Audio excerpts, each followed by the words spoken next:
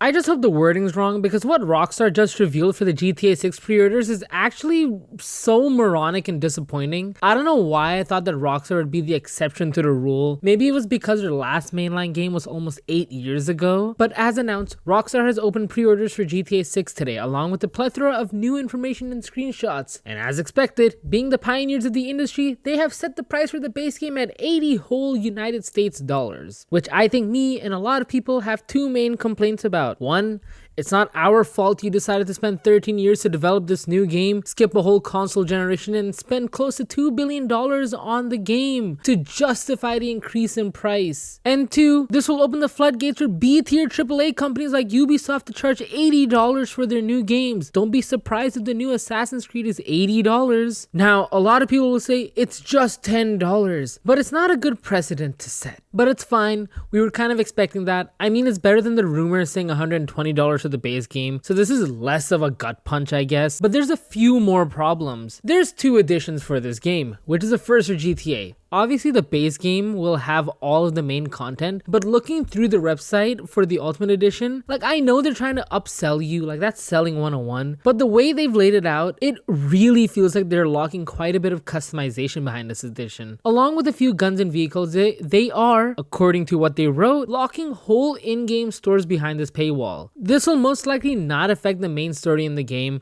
but for something that will be the benchmark in immersion and open world games going forward, it will be very jarring trying to go into a building and it just says, sorry, gotta pay $20 more to access this. This is to probably recoup the missed revenue from GTA Online not launching at the same time, because as the website says, this game is a single player only experience. That could be because they're treating GTA Online as its own entity. I hope to God they don't charge another price for that. But the one thing that stung the most is that this game will not have a physical release, at least not a disc. That actually sucks for a lot of reasons. Again, they're releasing boxes, but inside will just be the download, and hopefully, I'm crossing my fingers, hopefully the map for the game. But not having a disc removes the fun of putting that disc into the console. It's a thing that I love and cherish. It's the one last bastion against this subscription hellhole we live in. And with not having a disc, it won't be easy to preserve the launch edition of the game for the future. Because if you have a disc, no matter what, if there's no internet connection, you can,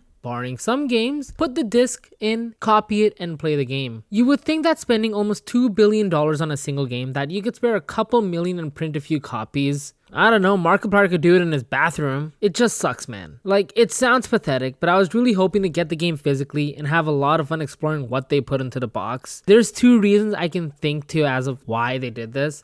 One is to deter data miners, which I don't really think that would do because they probably have ways to dump the files. The other is that they probably can't reach demand for the amount of sales this game is going to make on day 1. And maybe, just maybe, they release a physical disc version down the line once everyone has played this game, and that will cause another surge in sales from people like me, and then they'll have another surge in sales when the PC version comes out. But barring this somewhat disappointing news, this game looks absolutely insane. The amount of customization they're showing off in this, these in-game screenshots, if they're in-engine, are literally like the benchmark for gaming. There's no way this will ever run at 60 FPS on my base PS5, but if they do, they will actually be the goats of optimization. I'm still very hyped for the game.